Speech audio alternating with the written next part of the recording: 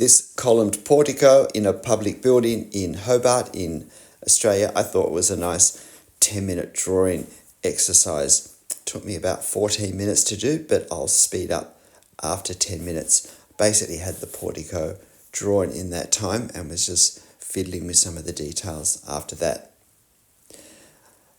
However, you of course can take whatever reasonable time you have time to do. So this exercise is another good one on foreshortening, on perspective angles, and on some of the detail in terms of the capitals, the Doric capitals that we have, particularly at the top of the columns, but also at the bases, to try and get them drawn with some detail and yet not looking awkward, not looking inconsistent from column to column, and yet to line them all up with the perspective angles. Deceptively simple to look at, somewhat more challenging to draw. Plus we have this entablature and overhanging corners of stacked shapes as well. So there's a few long lines here to draw, and keeping the perspective angles accurate. A little bit longer perhaps than I normally have in these 10-minute videos. And I ended up drawing this, I think, as a slightly larger drawing, printed off my copy a little bit larger than some of the printed copies I've used, and all of that changes the dynamic of the drawing experience. So a fair bit of time drawing the first column because it's going to be the reference point for the rest of the columns. Now, as I move down the line, I want the columns to become not just shorter, but slightly narrower as well. And another challenge with this is that we don't have equally spaced columns. We have a pair of columns on each side of an entranceway, and then we have a wider gap again between those paired columns and the corner columns. And this is where we need to observe. This is where careful observation is helpful, possibly even essential. So here we go. Now I took my colonnade down probably slightly more. Didn't quite foreshorten it enough. But let's see how it looks at the end. So fiddling around with these capitals, the tops of the columns, and particularly with the flat piece that sits between the top of the rounded part of the capital and the entablature. That's the tricky bit. And part of the importance in observation in this is to see that, in fact, where the corners of that flat bit sit in relation to the column actually changes as the columns move down. So on this corner one, the corner of that flat square piece on top is pretty much in the center of the column. But as the columns move down away from us, the relative position of that corner slides to the right.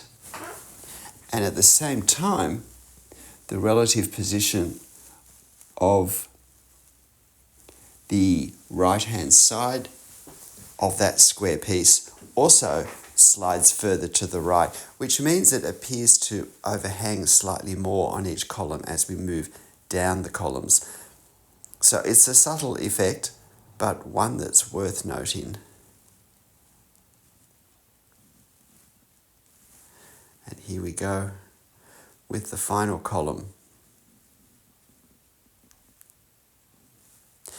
It's the sort of detail that's perhaps challenging to draw in a casual drawing. It's easier to do in a really rough gestural style or in a very precise style where we line everything up very carefully and take a lot of time doing so. It can be a difficult sort of detail to get looking right in between those two extremes. And now do some of the other sides. And of course we have the same at the base, except that it's a little simpler, but it's the same principle. And the perspective angle in this case, anyhow, isn't as great. But we still want the same fairly smooth line at whatever angle it is, up or down, as we go along here. And there is something a little bit different as well with the base, where the ground level comes up halfway up that larger block at the base of each column. Small details, but if we see them before we start to draw that part of our scene, it makes it easier to have everything lined up in the right way.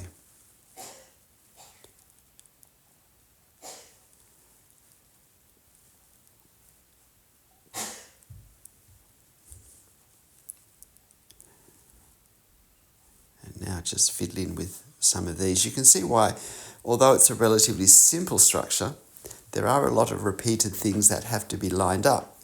And therefore, it is a challenge to draw in 10 minutes. I was moving what felt to me to be like fairly quickly in this the whole time.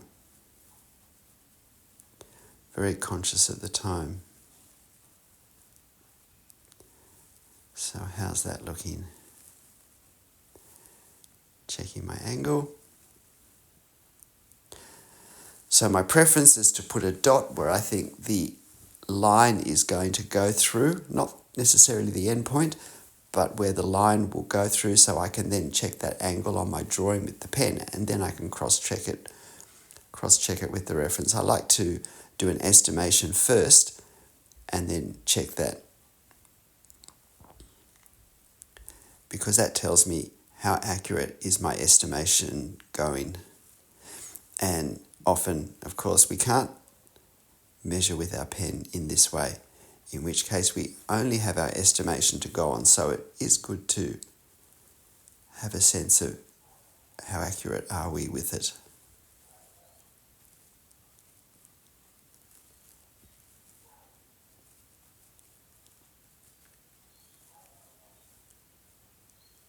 It is a fairly repetitive drawing. There's not so much to say, in that it's the same sort of thing, just sliding down the facade, sliding down the portico, and adjusting everything slightly for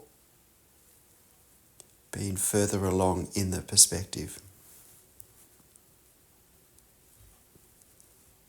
And now we have the challenge of some long lines, and hoping everything looks as though it lines up at the same time, that those little flat squares of stone on top of the capital top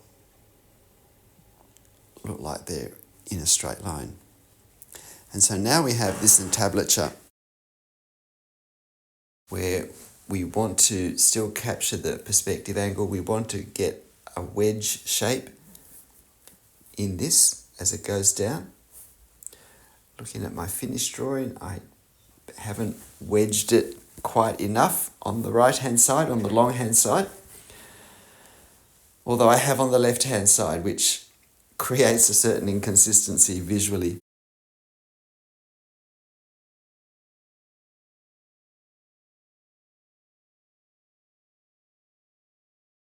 However, at least mine is at least close to parallel and not going the opposite direction. I find that when I do long lines going down at an angle from left to right, my natural tendency is to not have enough angle, and in fact to have the angle going slightly the other way.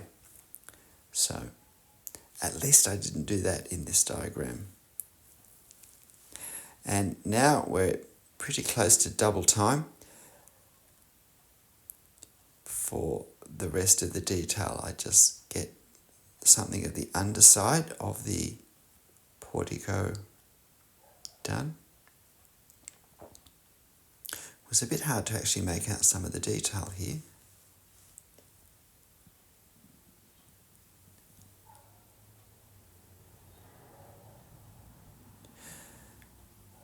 And in case you don't know, I have all of these 10-minute daily drawing exercises on a playlist, so they're easy to find. I think this is number 53.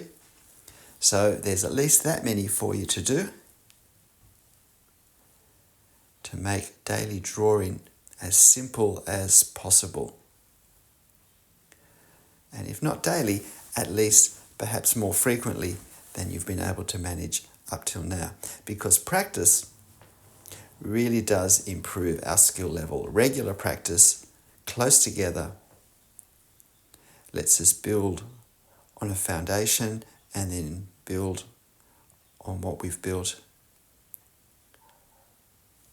Not automatically, but if we do it thoughtfully and if we assess what we've done, if we critique what we've done, if we look to find the things that we could do better, as I still do after every drawing, that sets us up for improvement in the next drawing as well. And so the sooner that next drawing is, the better off our drawing will be.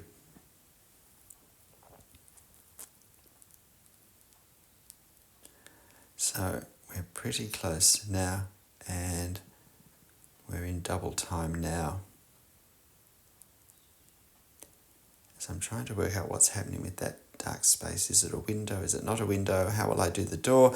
I decide then, probably glanced at the time, to just do some very quick hatching.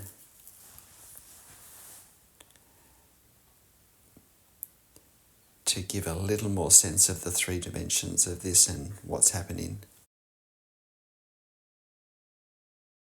And then I decide to also add this tree in very quickly to help define the building and to give it context and to make a little more sense of the colonnade down the far end, just to help us see exactly what's column and what's gap between columns. So it's important that we put our hatching in between the right 2 lines and that we don't fill in the column with the view past the column, as I did in a recent drawing. You might have seen that.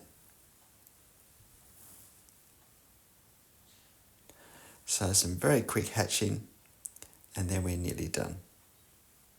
G'day, I'm Stephen Travers. Look, I am hoping that you find this series helpful.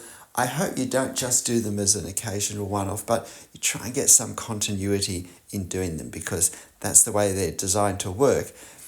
And that's the way we learn. Regular, consistent, not necessarily lengthy practice. It's the regularity, it's the consistency, it's the frequency that really help. But look, whatever you draw and however you draw it, make sure you have fun. I'll see you next time. Bye.